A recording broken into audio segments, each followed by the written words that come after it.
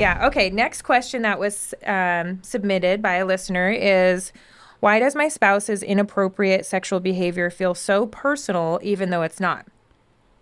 Totally get it. And this isn't the case for everybody. One thing that helped me, it feels personal because as man and woman, we are supposed to be married and we are supposed to only have this one thing that's special between only us. God created sex to be between man and woman in a marriage, and it's the only thing we share with each other. Nobody else. It's special. And so then when it's shared with anybody else or anything else, then the specialness, the covenant that's supposed to be just for you and your spouse, has now been broken and shared, and it feels like you weren't good enough. There was something else out there that was better or more appealing, and that can be the danger of hearing, again, too much information early on, because then we wonder why I wasn't good enough, or maybe it's because I just had kids, or I've lost my shape, or whatever. And so we even be careful. We're even careful in saying, when we say the addiction's not about you, that can be hurtful to a betrayed spouse because it definitely feels about them.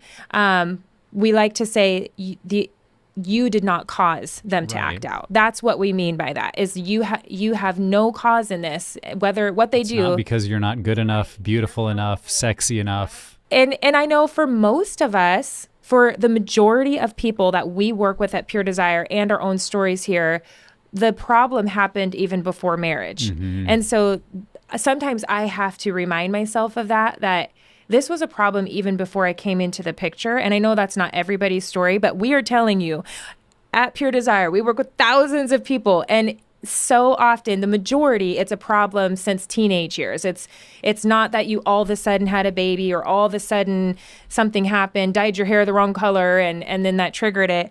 And so this is also why we very delicately teach the betrayed spouse about addiction, so that they can understand where some of this starts and how it grows into this bigger issue that has brought them to this place. And we feel like understanding helps.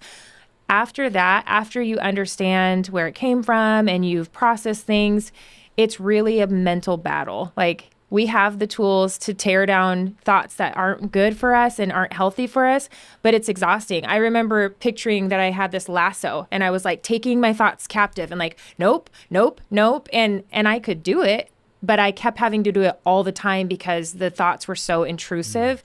But staying the course, staying with your group, reminding yourself of the truth, eventually I could set my lasso down for a few hours, and then I might have to pick it back up. And then it was like, oh, I don't even have the lasso anymore. So it's exhausting, but you really do have to be careful about where you let your thoughts go at that point. I agree with what you said 100%, especially the beginning about, in a regard, it is personal. It feels personal because it is, and because God made it that way. Mm-hmm. And I think it underscores why this is a sacred act, why it's something that God shows us in the Garden of Eden as being a part of his created order of a man and woman coming together. And they were, the end of Genesis 2, they were naked and felt no shame. Like, there's something about our divine creation that wants that exclusive connection with another human being. And we find out they've done something outside of that. I think there is this personal, like, what's wrong with me? Yeah. Or what happened here? Something that was meant to be special isn't. And we see the opposite happening in our culture that wants to completely devalue it. It's just bodies, it's just pleasure, love is love, do whatever you want. And we kind of cheapen it to the point that it loses meaning. And that's why we see all the chaos in the world that we're seeing, because we have detached the act from the significance that God designed it to have. And even then when it happens in marriage, I think it's just a reminder of how God designed this to be at that very intimate level. And there's really nothing more personal to us than our sexuality, right, our bodies, our own, neurochemistry. It is deeply personal. So all of that is getting interfered with and has perhaps been wounded in the journey. And so I guess to just see that reality of it feels really personal, because in a way, even if they didn't do it because of me, or they didn't mean to hurt me, it still is hurtful. And it still feels like it impacts me, or it's because of me. And that was a big part of what I had to come to grips with, in my marriage. Even in the 10 years prior to us finding help through Pure Desire, when I would confess that I had struggled with pornography, my wife would say, well, I feel like you're having an affair. I feel like you're committing adultery. Yeah. And I'd be like, whoa, there's no real people. I would never do that. It's just lust. It's just, and I would use the word just. It's just pornography. And I wasn't meaning to minimize what I did. I was trying to make my wife feel better. Mm-hmm. But what I was completely ignoring is she was stating her truth. Yeah. She was saying something that was very real to her, that's how personal it felt. And as hard as it would have been, if I would have been willing to accept that at the beginning, to go, you feel like this is an affair? I better go get help, because I don't ever want, which one of us gets married thinking, I want to do something that makes my spouse feel like I'm cheating on them? If my wife had came and said, when you go out and eat breakfast at McDonald's, instead of having breakfast with me, I feel like you're having an affair. I'd be like, I'll quit going to McDonald's. No big deal. Right? Like, I don't want my wife to feel that way. Mm-hmm. But in this area, I was so stuck in the probably the shame of it and the rationalization that it was like, well, you don't get it. And a big part of our healing was that turn to go, no, I don't get it. Because if that's how it's making you feel, that tells me how important it is that we get this right. At the same time, something I would bring up, I do think there's an opportunity for us when it feels deeply personal to us, is to explore, where have I maybe put all of my hopes into what my spouse is going to make me feel in ways that God has really designed us to take to him. So I don't, I want to be careful how I say it, because I think it could come out like, well, you're doing something wrong. I don't mean it that way.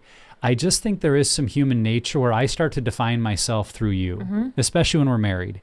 And so we might realize, I think I'm beautiful because my spouse tells me I'm beautiful. But if they're having, going off looking at pornography and they're lying, then maybe I'm not beautiful. Yeah. Because I have so attached my own sense of value, worth, or identity to their opinion of me.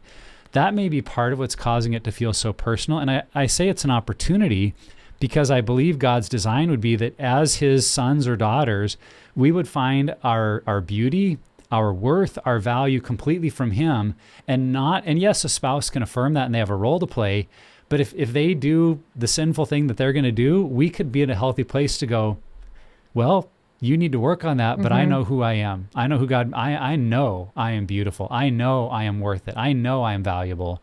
And my value isn't tied up in what you're doing. So that may be a question to just ask, is, have I overly depended on my spouse's behaviors to define my own value, worth, or identity? And if we find that, we can really grow so much in a way that actually increases the likelihood of having a healthier relationship with our spouse.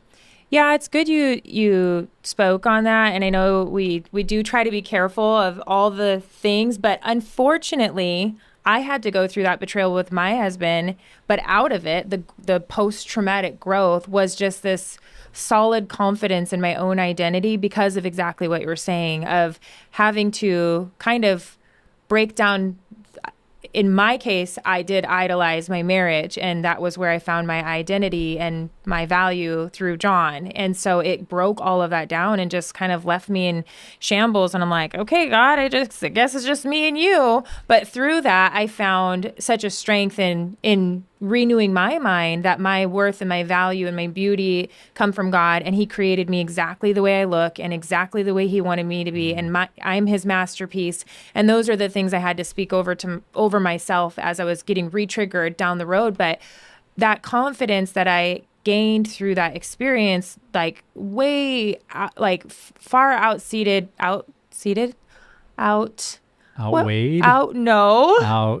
You know what word I'm trying to find? Exceeded or superseded? Far exceeded. There we go. Far exceeded. Oh my gosh. Okay. 2 hours of sleep. Far exceeded the physical looks, that I was wrestling with, and insecurities. It just brought me confidence in all things. Having to start in this fracture in our marriage brought me to God, which then reminded me, this is who created me, and he has purpose for me, and it helped me in all areas, my relationships, work, everything. So it was a good outcome of that. And then the one other thing I would say is that when people are struggling with acting out and things have escalated, there's that physical dependency on it. And so it can be especially hard to espouse if maybe their husband or wife is not having sex with them, but then they're having an affair or they're looking at porn. And so that can be really confusing. And I would just encourage you to still understand the process of addiction and know that can all be undone, and that there needs to be a reset, completely. So that still doesn't mean that he's not attracted to you if he's not sleeping with you, but having sex elsewhere. There's a lot of undoing that needs to be done there. Yeah. And we've covered many of that on many podcasts. Yes. I would encourage you, if you feel like, well, they know how I feel, but you've never really written it out. I would say that's an important part of like the process here at Pure Desire is an emotional impact letter. And a couple of times I can think of in our marriage that were instrumental is when my wife put in writing, like, this is how this makes me feel. Because it allowed me to read and process it on my own. Yeah. It was a little less emotionally driven and like in the middle of a heated argument.